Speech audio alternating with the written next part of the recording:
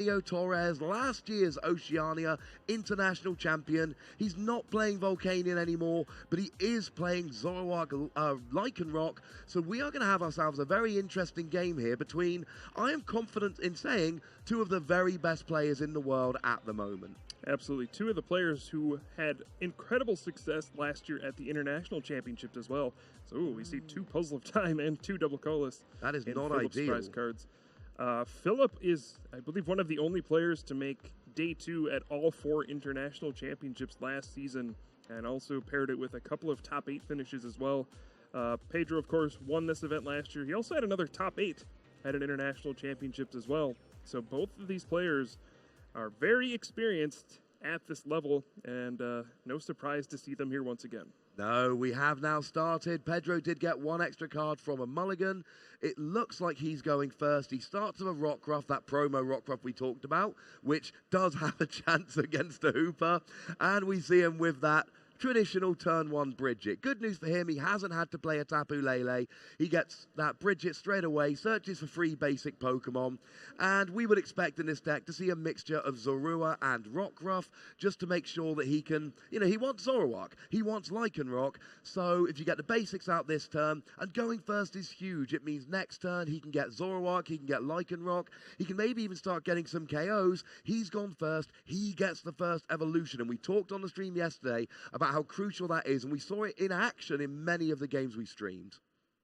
So you see Pedro playing Bridget here and searching out those 3 Zorua. Something subtle you might not have noticed is he was looking through to check what was in his prize cards. I saw him moving cards to the top, pulling out how many Puzzle of Time do I have, how many of these tech cards do I have, like Acerola Max Potion. He just wants to get an idea of what is actually in his deck and what is in his prize cards. And that's a mark of a good player. Knowing what's in your prize cards gives you better information on what resources you have available as the game progresses. Absolutely. Now, Pedro, he's got a lot of Pokemon out. That's quite nice. Didn't get the turn 1 energy attachment. That is one of the downsides of a Bridget. You're not digging through and drawing extra cards. You're just getting extra Pokemon. So if you don't have that energy like he didn't, you do miss that energy attachment, unfortunately. Now, we do see an Ultra Ball coming down from Philip here, and we assume it's going to be a Tapu Lele, and we assume that Tapu Lele is going to be for a Bridget. This is what we see. This is a format we're in. Turn 1 Bridget is so good for getting those basic Pokemon, helping you set up. And we see there, he's already put that Tapu Lele to the front of his deck with a Bridget, and he's got a Routes and a Zorua, and he's just really here thinking about that third basic. Does he want to get a third Zorua, or does he want to get a second Routes to really fill up his bench and start off his turn the right way? And I think Philip checking for his prize cards as well. He might notice 2 Puzzle of Time and 2 Double Colorless Energy in his prize cards, and that certainly affects the way you play. When you know you only have 2 Double Colorless Energy in your deck as opposed to 4, you're less likely to draw it, so you might take fewer risks in terms of if you have a Professor Sycamore or something like that. When you have 4 in your deck, you're like, I'll probably draw one. When you have 2, you're like, I might not draw this, so it could change your line of play. It absolutely could, and it also affects your attacker. He's playing 4 Fairy Energy, 4 Double Colorless. So as it stands at the moment, he's more likely to draw Fairy Energy than he is to draw Double Colorless, which means that maybe Gardevoir becomes an attacker where it's easier to get the energy, but then Gardevoir is a stage 2 that he's playing a thinner line, as opposed to Zoroark that's a stage 1 that he's playing a thicker line. So it puts him in a fairly awkward position in his deck is built to primarily attack with Zoroark, with Gardevoir coming in for a bit of support, but the energy that he's got left in his deck really doesn't lend itself to that strategy as well as it could. So it's going to be a really big subplot in the early part of this game as to whether Philip can actually draw into double colorless energy. Yeah, and you did mention that Pedro missed his first energy drop on his first turn, and I think that is one of the biggest things for this Zoroark Lycanroc deck. Since Lycanroc GX takes 2 energy attachments to effectively use any of its attacks, going first and getting a fighting energy onto a Rockruff is one of the most important things you can do. So you can threaten a turn 2 Claw Slash or a turn 2 Dangerous Rogue GX. The way it stands now, Pedro's going to have to decide, does he want to put a double colorless energy onto Zoroark GX and start attacking? Or if he finds an energy, does he put it on Rockruff and try to attack on the next turn? One of the things that really stresses me out about playing Lycanroc decks, that turn 1 attachment is so crucial because you want to be playing Ace Roller. You want to be essentially attaching a double colorless every turn, and it means you can't get that Lycanroc going. The good news for Pedro is he does have 2 Zoroark on the bench, which is absolutely great for him. And he's actually got a third one in his hand. Now, I believe he does play one of the non-GX Zoroark, so there is a potential here that he could save that Zorua on the bench for a non-GX Zoroark to use his standing ability or that attack, or he might just go for the third GX to get those trades. You see, he hasn't evolved it straight away, and as I say that, of course he evolves it, so thank you for that, Pedro. But he does now have access to 3 of those trade abilities, and it means that even though he didn't have what he wanted perfectly last turn, going forward in this game, it is very likely he's going to continue to have the cards that he wants and needs in order to execute his strategy. I think Pedro was waiting to see if he drew double colorless energy off of the second trade, and then if he did, he might have Ultra Balled for that stand-in Zoroark and used Mind Jack for a quick knockout here. After he drew the cards, he saw there was no double colorless energy, no opportunity for him to attack, so simply evolves to the third Zoroark GX to trade for an extra card. And he does get a fighting energy down, but he does not get a turn 2 attack. So even though he went first, Philip might be the first one getting a knockout. And that's going to be absolutely huge. We see the Evo Soda coming down there, so he can evolve his active Zorua into a Zoroark GX. He gets another Zoroark GX on the bench and then plays an N straight away. But of course, he is digging for those double colorless energy. Good news is he's going to get 6 cards off this N. With those trades, he's going to be able to see the next 10 cards in his deck, maybe even the next 12 if he's able to find himself a third Zoroark GX. But he still is going to be really digging for that double colorless. If he hits it, he gets the KO on the Rockruff, which is absolutely huge. And it means that he's then off and rolling. He's ahead in the prize race. And he's taking prizes, which means he's likely to get some of those double colorless out of his prizes. If he misses a double colorless energy, it's going to be huge. Of course, even if he hits it, Pedro is playing 2 Enhanced Hammer that can get rid of those double colorless. Oh, and he doesn't have it at the moment. And I think the bigger threat might even be, there's just the Rockruff with the energy on it now. Philip's already played his supporter for the turn, so he can't Guzma and go after the Rockruff. So even if he does get double colorless energy and knocks out this active Rockruff, the one on the bench can come out, evolve, and then attack and knock out that Zoroark GX. So not a great position for Philip right now, and we'll see what he decides to do.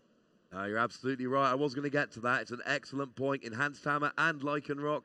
Even if he gets a double colorless energy, they're going to last like 30 seconds at the most. It's not very nice, but this is a risky play. When you're relying on 4 cards in your deck, except for basic energy, you can only play 4 of each card in your deck, and this is one of the things that can happen.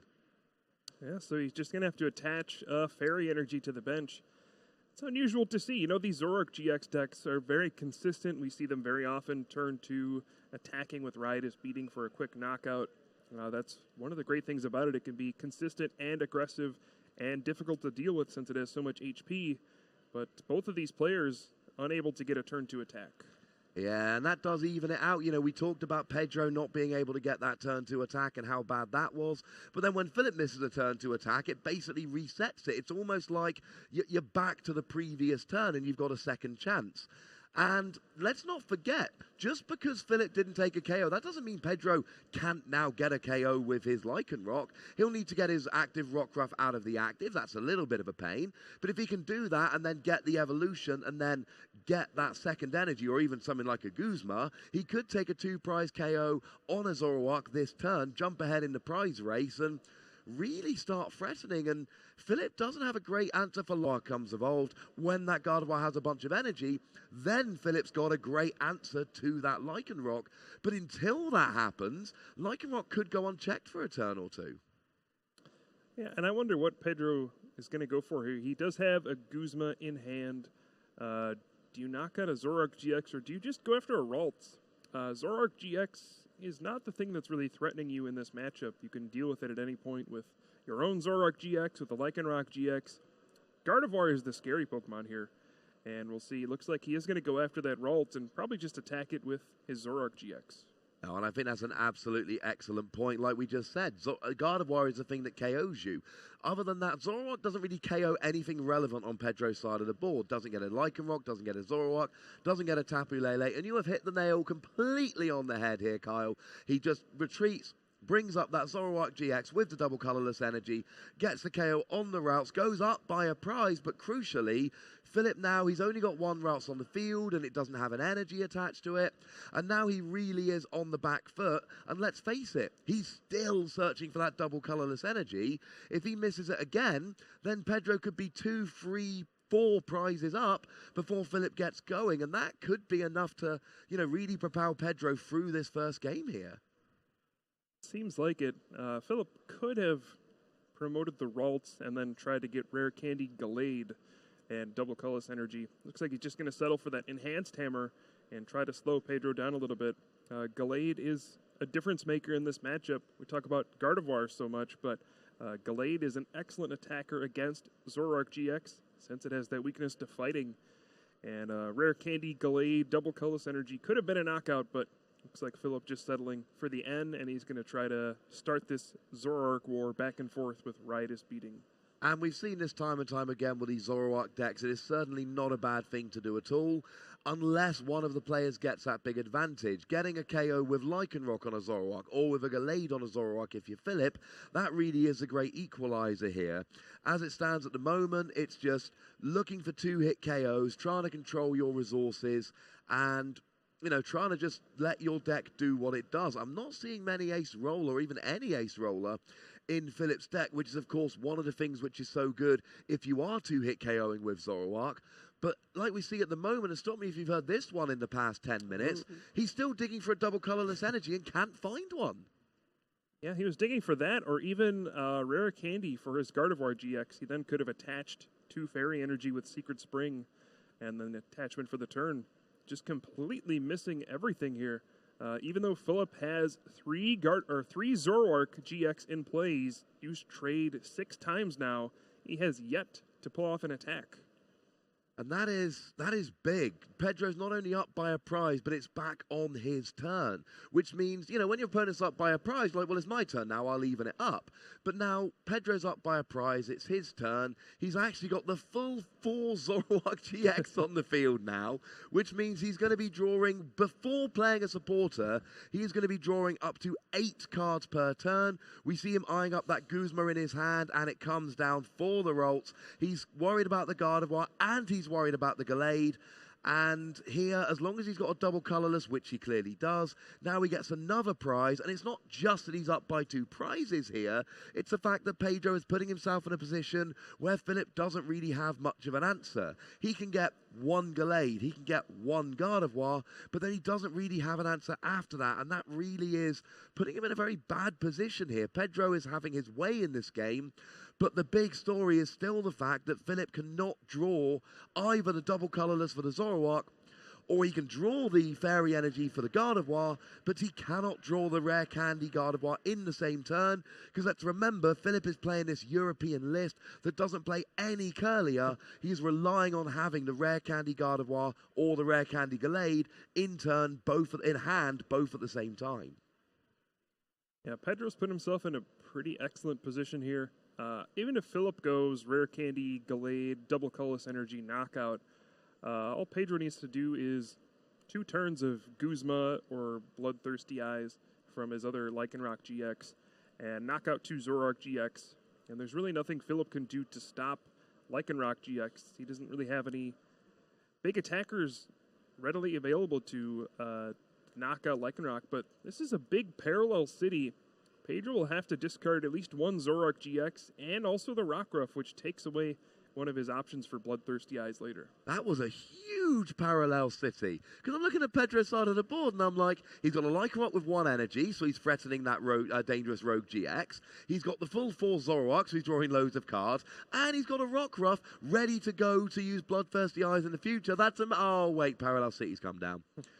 We do see Philip play a Mallow here, though, which is excellent. It means he can put any 2 cards to the top of his deck. And like we've been seeing this weekend on stream, you put 2 cards to the top of your deck, But then, of course, you use trade with Zoroark, you immediately draw 2 of those cards, and you are off and rolling. And Mallow basically turns into pick 2 cards from your deck and put them into your hand. That is a very powerful supporter effect. It's like a double computer search. It's pretty good. I think he's going to finally find one of those double colorless energy Ross. I have to guess that that's in the 2 cards he's put on top of his deck, so he can finally play one and try to get back into this game. We do see the Gallade in hand as well, so we could see that Rare Candy Gallade, although I wonder if just Rare Candy Gardevoir is the better route at this point. You need to have something to deal with that Lycanroc GX, and getting a Gardevoir GX out with a couple energy on it is a way to potentially stop Lycanroc GX. It is, but one of the issues we see at the moment is Philip actually has a full bench of 5 Pokemon, which means that Dangerous Rogue GX is going to get a fairly easy KO on Gardevoir, and I think Philip can't really give up 2 prizes while giving up his Gardevoir. He's almost got to make Pedro use Dangerous Rogue on this Gallade here so that he can then bring up the Gardevoir and start, you know, hitting away on that Lycanroc, because he can't just go, yay, I've got my Gardevoir. Oh, wait, now it's already been KO'd. So I agree with you. I think Gardevoir really is the attacker he wants right now, but I think he's almost forced into using Gallade because whatever he uses now, he's going to lose next turn. So he might as well lose the Pokemon that isn't potentially going to come back in this game, and he's in a very, very awkward position. Yeah, this will force Pedro to either knock out Gallade or have Guzma in consecutive turns to knock out 2 Zoroark GX and win the game. So certainly not out of reach for Philip yet. Pedro just continues to draw what he needs. He will end up winning this game, but if he misses at all, Philip just got 2 Puzzle of Time out of his prize cards. He's going to have access to everything he wants, and this game is going to swing around very quickly. It is fantastic. Like, he missed his 2 double colorless energy, but it's like when you're drawing 1 prize, most of the time you're like, come on, Professor Sycamore, because then you get 7 new cards from your deck and you are off. 2 Puzzle of Time. I literally cannot imagine a better pair of prizes to draw unless you just have nothing relevant in your discard, but at this stage of the game, that is not where Philip is. The good news is Philip has now evened up the prizes. The bad news is it's over to Pedro's turn. That does mean he's going to have the opportunity to go back ahead on prizes, but he's now in a slightly awkward position himself whereby Zoroark doesn't KO Gallade. Lycanroc KOs Gallade. But then you're opening up for Philip to do what he wants and just get that Gardevoir out, and Gardevoir trades very nicely with Lycanroc indeed, as Pedro comes down, uses that Field Blower to get rid of that Parallel City and open up his bench again like he hasn't had, and an Enhanced Hammer as well. The downside is, of course, we know Philip's got a double Puzzle of Time, so that double colorless could come right back. Yeah, I don't think Pedro has Guzma in hand, and that's going to be the big card for him here.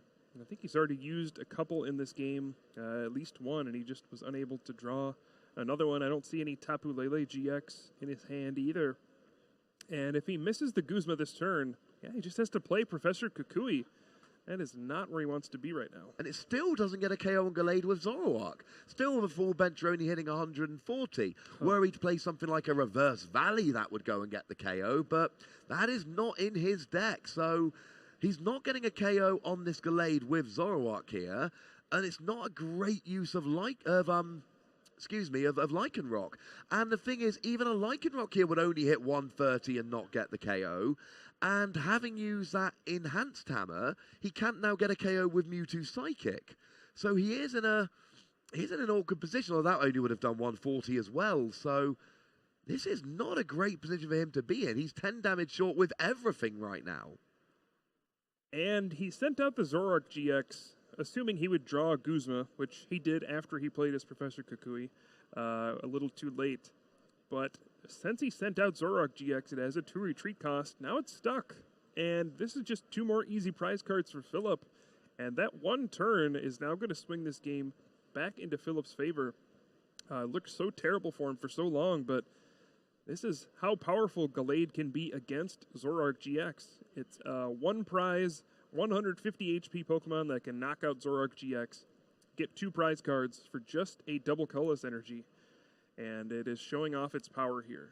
It really is. And of course, now Philip's in the great position. There's still a Zoroark on Pedro's side of the field. So assuming Philip plays a supporter here, and assuming Philip is able to get a double colorless energy, and we know he's got double puzzle of time in his hand, so that's a given, it means that next turn, if he can get another Gallade and a Guzma and a double colorless energy, he wins the game. And now it is on Philip. It was that we were waiting to see what Pedro did to see if the game would open up for Philip. Now, it's Philip who's got the initiative here. He is the person that has the first opportunity to win the game, and Pedro's only going to get that chance if Philip doesn't close it out next turn. We know he's got the KO this turn. He's actually got double colorless in his hand along with that double puzzle of time. Now, he has that rare candy Gardevoir in hand, but I think he's thinking, I don't know, next turn I might actually want a Gallade. I only play a single copy of Gallade, so maybe next turn I wait, and then I get my Gallade back with Puzzle of Time. Then I get a second Gallade rather than a Gardevoir with a Guzma to win the game on his Zoroark. So a lot of decisions to be made for Philip here. That Gardevoir could come down right this second, but maybe next turn Gallade wins him the game, and he'd rather have that than a Gardevoir. Yeah, I think Philip is just trying to plan out what happens if my opponent next turn plays Lycanroc GX, uses Bloodthirsty Eyes, knocks out one of my Zoroark GX, and plays an N. What gives me the best chance to have the resources to follow up the next turn with a game-winning attack? And I think he might just decide he wants to get Gardevoir GX into play so that he can attach the double colorless to Gallade and then attach a Fairy Energy with Secret Spring to Gardevoir so he can have a response to the Lycanroc GX. All he'll need is a couple energy and maybe a Choice Band. Yeah, and this is a safer play. He's still got quite a few cards left in his deck. He is expecting one of those Zoroark might go down, and as much as a Gallade double colorless energy Guzma wins him the game next turn, well, he needs a rare candy and the Gallade and the double colorless and the Guzma, and he might be end down to 2 prizes or to 2 cards with only 2 Zoroark on the field. And as much as Gallade is the optimal play if everything works perfectly, it's not necessarily going to work. He's gone a lot safer, and I like this play. And he goes there with the Guzma, brings up that Zoroark into the active, and as long as he can retreat here and get a double colorless, and he's playing double Puzzle of Time, he's going to get those 2 prizes nice and simple. Yeah, now that might look a little strange. You might be wondering, why did he play Guzma and just bring out another Zoroark GX? It's the same thing.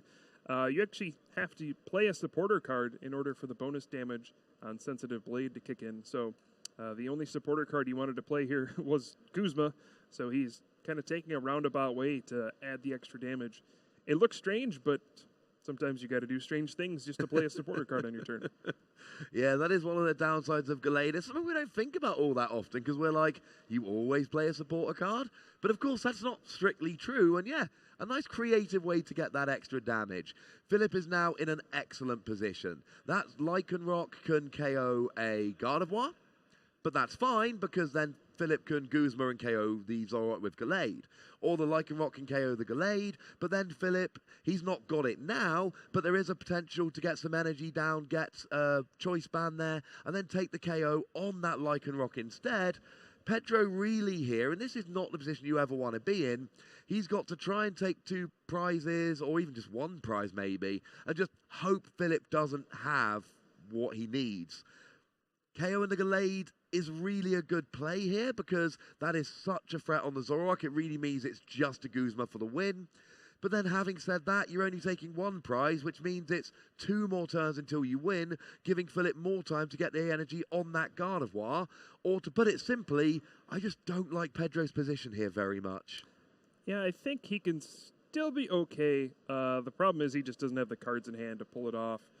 He needs to end this turn. I think his best chance to win would be get another Lycanroc GX, Bloodthirsty Eyes, bring out one of those Zoroark GX, and end Philip down to 2 cards. Knock out a Zoroark GX, take away one of the trades, and just hope that Philip doesn't draw a Guzma off of his N plus his trades.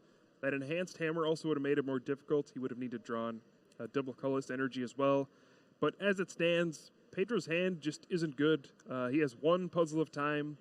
He has 1 Zoroark GX in play, and he's already use that trade. So he'll be able to pull off the Bloodthirsty Eyes, but he's missing the crucial aspect of the N. Yeah, he's got that strong energy. He's got that Lycanroc. He can take a 2-prize KO here, but that doesn't really stop Philip. And unfortunately, when your opponent's got 2 prizes remaining going into his turn, it's as much about taking prizes as it is stopping your opponent. And yeah, the lack of end here is almost certainly going to lose the game. We know Philip's got a Guzma in hand because he drew it with his double puzzle of time, so Pedro will know he's got the Guzma. And similarly, we know he's got a double colorless energy because he actually drew it off his prizes. So we know that Philip's got everything in hand to win the game next turn. There goes Dangerous Rogue, but unfortunately, all Philip's going to need to do here is...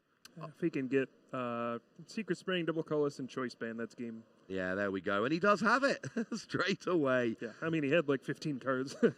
And he still had trades available. Yeah, he had absolutely everything he needed there. So Philip, he wins a game which we didn't see him winning at the beginning there. He had a very slow start. Those 2 double colorless energy prize, you know, they basically meant he had several turns in a row where he just wasn't attacking. But he stayed calm, he played out his game, Pedro missed a couple of attachments, and Philip just was able to get the right Pokemon at the right time to take the KOs, and just as crucially, Pedro stumbled. Just at the wrong time, he found himself without the cards that he needed, and that opened the door for Philip to make a comeback, and this is why Philip is one of the best players in Europe and one of the best players in the world, because he's got not only a deck that can do this, but he's calm enough and methodical enough that he can make these comebacks. And it's very easy to get stressed in a game like this. It's top 32, it's day 2, you're in a new country, might still be a bit of jet lag going on. You see that you've got very bad prizes, you go down, I think 4 prizes to 0, and it's not looking very good. And then back it comes. I think that game goes back to the turn where Philip played Parallel City and forced Pedro to discard down to 3 bench Pokemon. I think Pedro might look back at that and say, maybe I discarded the wrong Pokemon.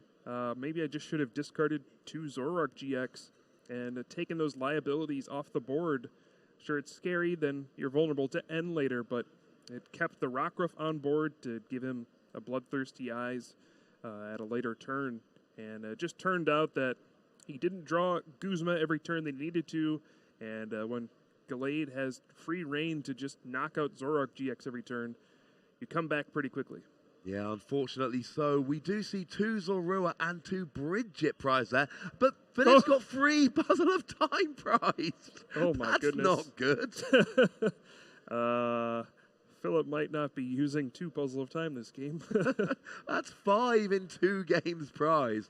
Of course, Pedro here, he had a turn 1 Bridget without even having to play a Tapu Lele last game. I think that's a lot less likely this game. He's only got 1 Bridget left in his deck. It's a good job he is playing free because 2 of them are in the prizes.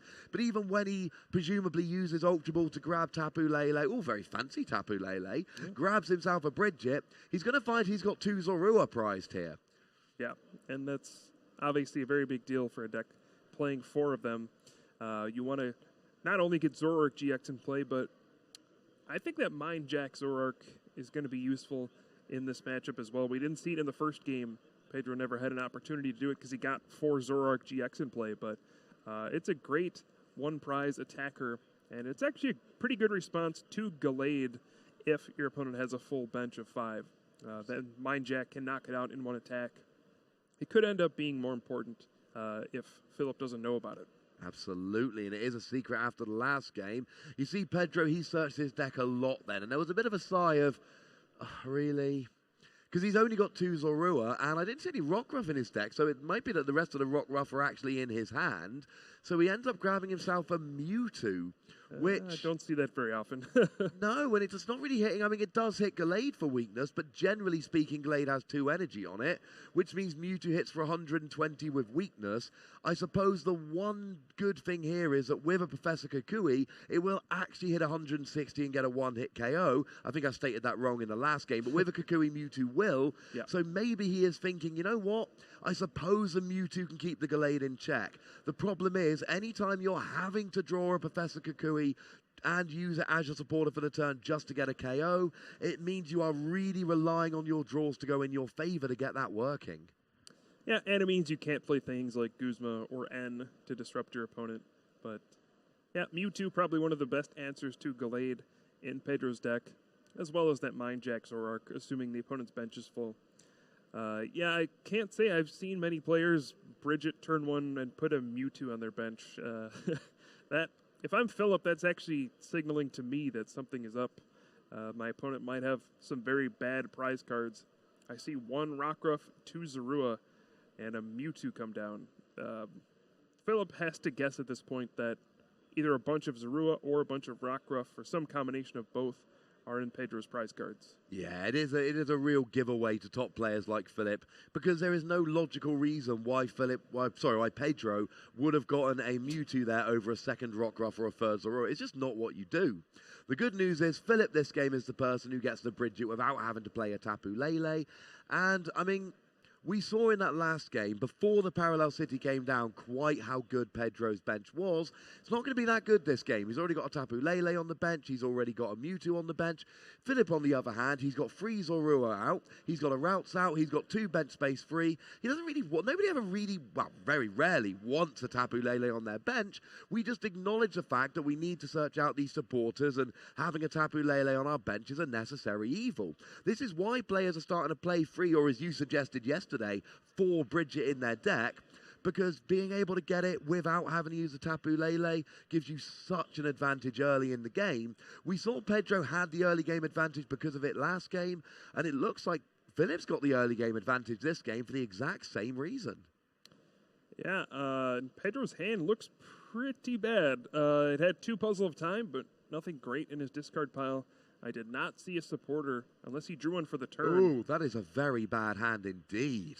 Yeah, he actually kept the Rockruff in hand last turn because he figured he would have to Puzzle of Time for an Ultra Ball and put another Tapu Lele GX into play. So he needed that bench spot open. Oh. So good foresight there. Unfortunately for him, he's probably going to have to Ultra Ball and discard a Rockruff. So he's getting one back with a Puzzle of Time just so he has access to more of them as the game goes on. And if I'm Philip here, I'm probably not playing a Parallel City this game. I'm looking at Pedro's board and going, yay, your bench is full of stuff you don't want on your bench. If he were to play a Parallel City, Pedro would just discard the 2 Tapu Lele, and then when the Parallel City goes away, he's like, yeah, I got 2 more bench spots. Philip here's probably thinking, yeah, my Parallel City's staying in my hand this game. This is brilliant.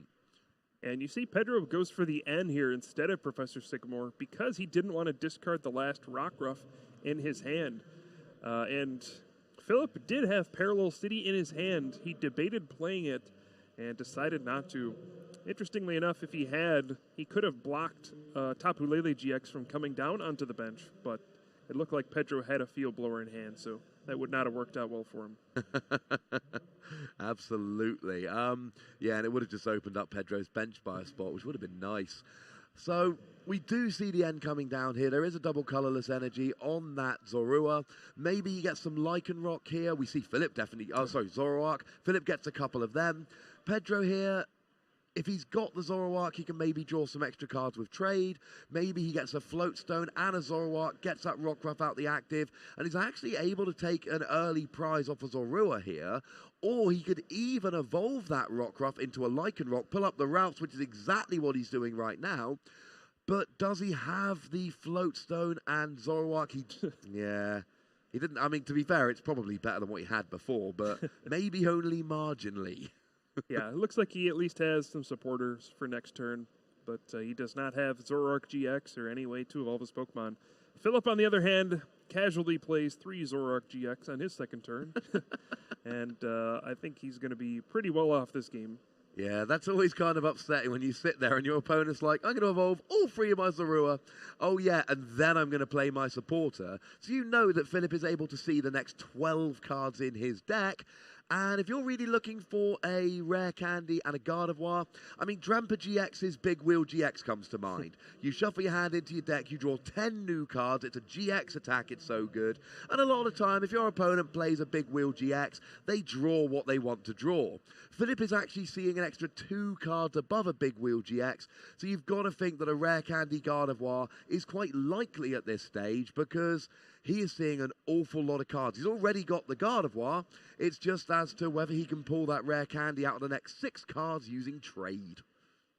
Yeah, he's got to decide which cards he wants to discard.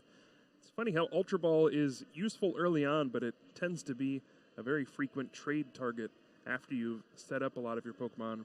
But I do not see any rare candy in his hand. And of course, we know he plays no Curlia, so just going to have that Ralts out there. And I don't believe he has double colorless energy in hand either. So after an N for 6 and triple trade, Philip does not find a way to attack.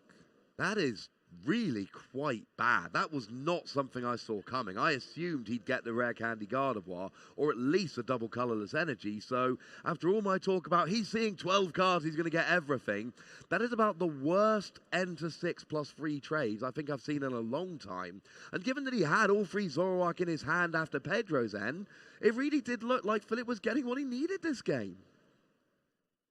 So Pedro discards the Mind Jack Zoroark off the Ultra Ball, so deciding that he needs both of his Zorua to evolve into Zoroark GX in this game. I'm not really sure where he goes from here. He does not have any energy on his Lycanroc GX, so he can't threaten any big attacks with that. I think he's probably going to want to find a Guzma this turn and go after one of those Ralts before they can evolve. And just take the same strategy he had last game. But no, looks like he's going to have to Professor Sycamore, and he's not going to get a knockout this turn. No, he's absolutely not. That's, once again, you know, Pedro's getting a couple of turns given to him because Philip is not drawing exactly what he needs, and he's not able to take advantage of them. I mean, his bench situation really is quite bad at the moment. It's full of stuff that he just plain doesn't want. Then you compound that by saying that he's not actually getting the attackers that he wants. I mean, even a Floatstone here, just to be able to do 120 with Zoroark, get some damage on the board, get the first Zoroark on Zoroark hit, would at least be something here. You know, Philip's not playing any healing cards, Ace Roller, etc., which means that he would have the option. Oh, he is playing a single copy of Max Potion, but only the 1 copy, so he'd have to draw into that at the right time. Otherwise, you know, Pedro starts off with a 2-hit KO when he's got the Lycanroc in the back, and there we go. At least that is something. It's not what he wanted, but at least it's something. Yeah, it is a bit scary. Your opponent has 2 Ralts out, so we could see Rare Candy, Gallade, double colorless energy, and when your opponent has 3 Zoroark GX in play, ready to trade 3 times, all it really takes is your opponent playing a Mallow and then searching out the 2 cards and getting that combo into play. We'll see if Philip can pull it off. Trade number 1 looks like it's not going to be anything too great, and remember, Philip does have 3 Puzzle of Time in his prize cards as well, so these trades are probably a little more relevant than they usually would be. These cards are going to the discard pile, and they're probably going to stay there. And he's got Max Potion in hand. He's considering if he wants to trade it away, though. He is. He's just got this. Yeah, no, he is going to use it there rather than trade it away. Healing that 120 damage is very, very nice. But I did say, you know, he's got to have the Max Potion at the exact right time. Well, it turned out that he did. Then he gets a double colorless, so now he's actually reversing the amount of damage being done. And we do see an N coming down here. It's almost like Philip just said, you know what, even with all of these trades, I am just not drawing what I need here. I'm going to go with N. I'm going to get a fresh hand, fresh start. And he's basically committed to attacking with Zoroark this turn, which means it's not quite so important to get that Rare Candy Gallade or Rare Candy Gardevoir. He can afford to take a turn and get these evolutions going next turn instead. Yeah, I think Philip is going to be digging for Enhanced Hammer at this point. If he can discard the strong energy off of Pedro's Lycanroc GX, that'll be a big swing in the game. So does he find Enhanced Hammer off of these 6 cards? I think he still has a trade or 2 available as well. I think he has got a trade or 2, so he has got options. I mean, what is very upsetting, he keeps drawing that 1 Puzzle of Time that he's actually got in hand. Sorry, the 1 copy he's got in his deck. He's traded it away now, so the good news is I suppose that he won't be drawing it, but it does mean that, you know, when he does finally get his Puzzle of Time, his options with that are slightly limited compared to what they were. As it is, it seems like he just draws every routes in his deck and not much else. So he settles for the Riotous Beating for 120. And really just reverses what we saw last turn. Heals off, and then he goes. I did, however, see that Pedro did have an ace roller in his hand last turn, so we could see an ace roller coming down to heal and reverse the damage again. Sorry, does Philip have a 5th bench Pokemon? Otherwise, that Riotous Beating should only do 100 damage. We will have to see. As it stands, we can only see 4 bench Pokemon, so we will have to get somebody to do a quick check on that. No, there are 4 bench Pokemon, so that Riotous Beating should be showing 100, not 120. Hopefully the judges will correct that in just a moment. It is one of those things you're so used to having a full bench that sometimes you put the 120 on there just because. Yeah, and it might not end up mattering if we see Ace Roller or something like that, but hopefully that will get corrected. That is actually pretty relevant. If Philip does 100 damage twice, then it's only 200 damage. But we do see the Ace Roller, so crisis averted. We do, and I did get a message from the judges. They were just about to fix it before the KO happened, so it did get caught. It turned out to not be relevant because the Zoroark was like, it's fine, I've got this anyway. Yeah. Everything seems to be fine here. Yeah, they caught it after it mattered. But we do see the Acerola. So Philip played Max Potion, Pedro played Acerola. You see this kind of back and forth game between Zoroark GX all the time because it's all about 2-hit knockouts with Riotous Beating. Lycanroc GX is a different story, though. Just a double colorless energy or any energy can lead to an attack for a knockout here. Double colorless energy and using Claw Slash is a knockout. It saves the GX attack, but it puts 3 energy onto Lycanroc GX, which makes it an easier target for Gardevoir GX. Pedro deciding he's got to go for it, though. Can't blame him. There's less than 10 minutes left in the round. You got to start taking prize cards. No, absolutely, and that is a really awkward thing. You want to use Claw Slash so you can KO a Zoroark so that you can save Dangerous Rogue to KO a Gardevoir.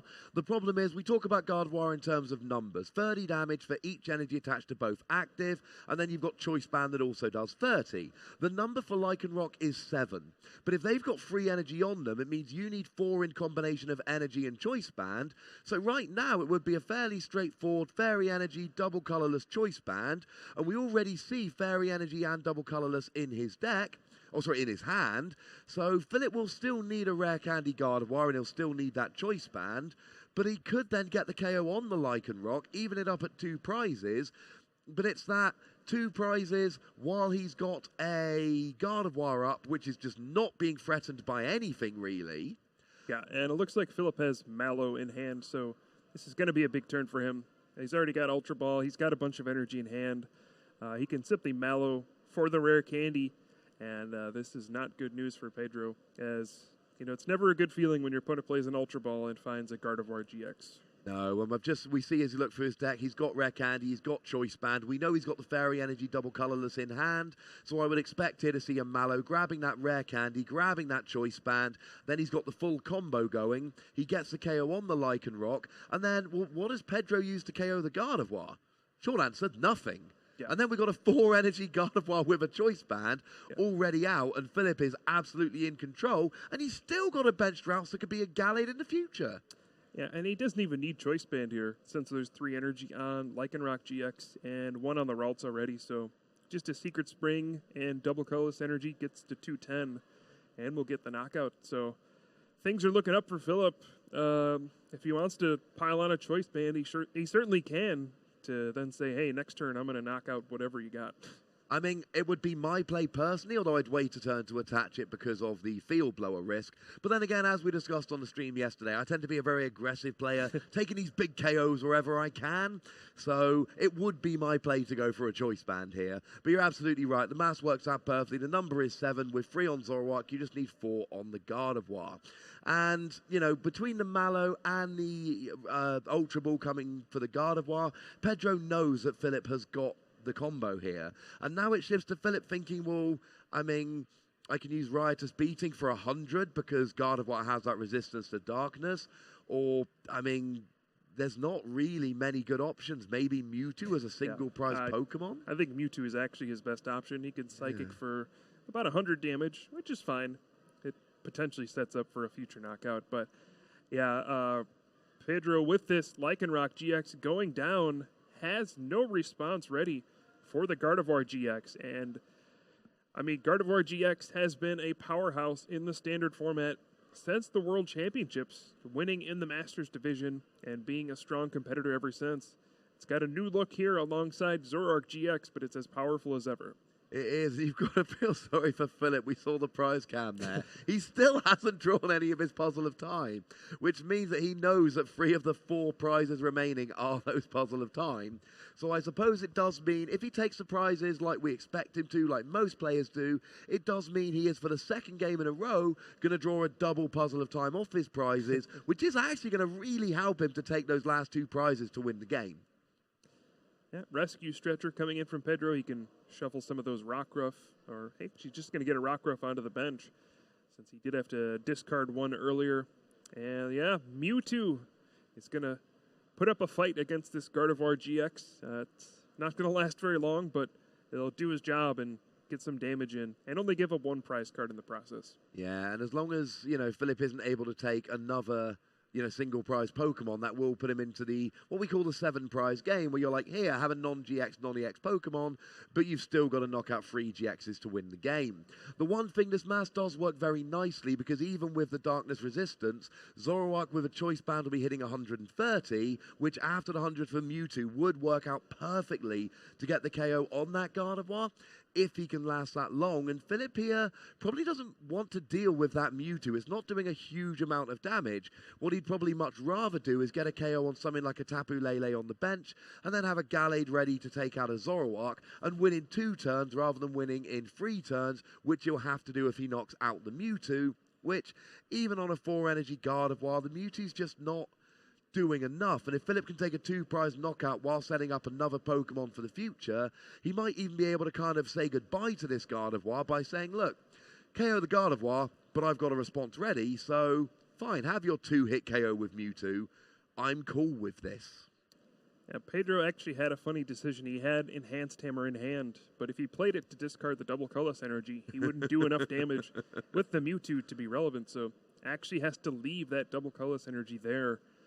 I think Pedro's game plan here has to be attack with Mewtwo, then next turn probably attack with Tapu Lele GX with a choice band, go for a knockout there with Energy Drive, and just hope that Philip has no response.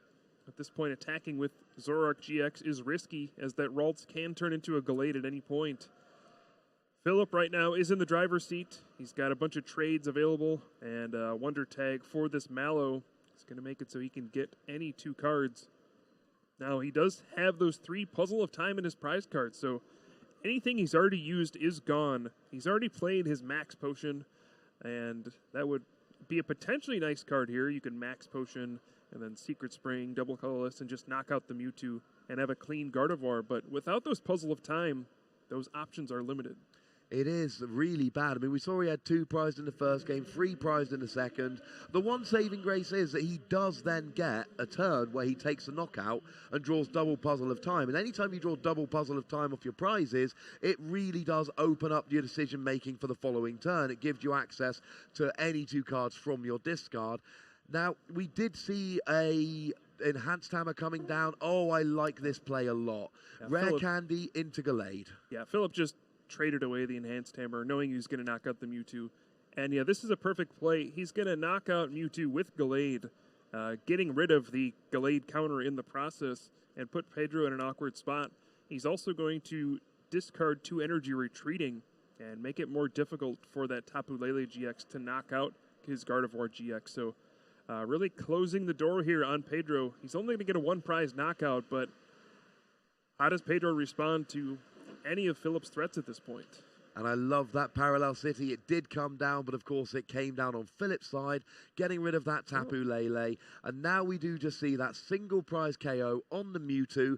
I like this, because then the only thing Pedro's really got available to him is a KO using a Zoroark or a Tapu Lele, and both of them become, I suppose, quite fragile as the game wears on. That is surprising to me, though. I thought he was going to retreat into Gallade and take the knockout. Now there is a knockout for this Tapu Lele GX. If just a double colorless energy and a choice band, get to knock out with Energy Drive, and then Sure, Gallade can do 130 damage to Tapu Lele GX, but nothing on Philip's side is going to knock it out. And this could be an opening that Pedro needed. He can take a 2-prize knockout, go down to 2 himself, and then potentially take a hit and buy himself enough time to power up a Lycanroc GX to win. That absolutely could happen. I mean, I was expecting to see a Guzma, depending on how many are left in Philip's deck, because I like the idea of just KO a Zoroark with your Gallade and go, right, I've got 2 prizes left. I've got a 4-energy Gardevoir that can take a KO. I've got a Gallade that can take a KO, so I don't mind which of these 2 you knock out. Next turn, it's just 1 more Guzma for the win. But of course, that strategy does depend on having access to Guzma. We know he's going to draw, he would have drawn 2 Puzzle of Time off his prizes, but he's thinking, I've got 4 prizes, 3 Puzzle of Time. I've got a 50-50 chance of drawing a double puzzle off my prizes, and it may well be that unless he did that, he wouldn't have access to that final Guzma. So maybe he just wasn't certain enough of having the resources to close out the game. As for carrying the Mewtwo, it might just be that that Mewtwo was threatening Gardevoir, and the Mewtwo was threatening Gallade. So he was happy to just KO it with Gardevoir, but then leave that Gallade on the bench because he knows how good it is against Zoroark. This is a major moment in the game. Pedro played an N. He does not have Double Colorless or Choice Band yet. He needs both to get the knockout on the Gardevoir GX, and if he doesn't, Philip has a 4-energy Gardevoir that is unchecked, and you got to think there's no way Pedro can come back. He needs to get a knockout here, or else it's all over. Absolutely. That Gardevoir will take a prize. The Gallade's on the bench. Philip's got 2 good attackers with 3 prizes remaining. The game is going to be over. And we do see Pedro just attaching that fighting energy to the Rockruff and passing. He's winding up for a dangerous rogue later in the game.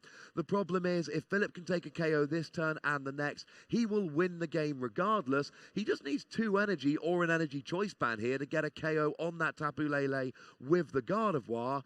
And it looks like he's even got a Guzma in hand he could use. Oh, there goes double colorless energy. Is that playing a Professor Sycamore? Oh, no, he's using Premonition to guarantee that he's got the double colorless energy.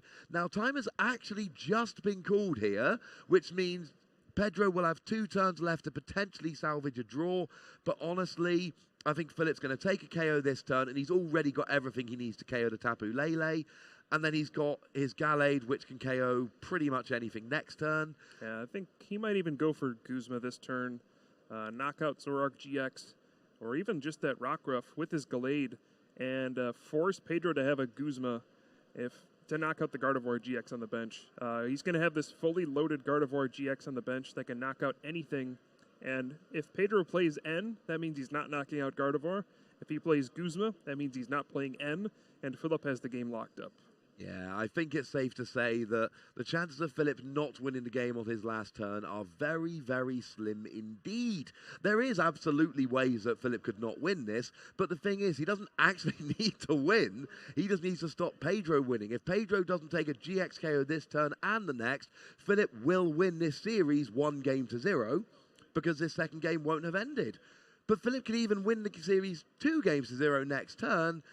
It's not looking great for Pedro. It looks like he's eyeing up a Guzma here, so maybe he can KO that Gardevoir here using a Tapu Lele.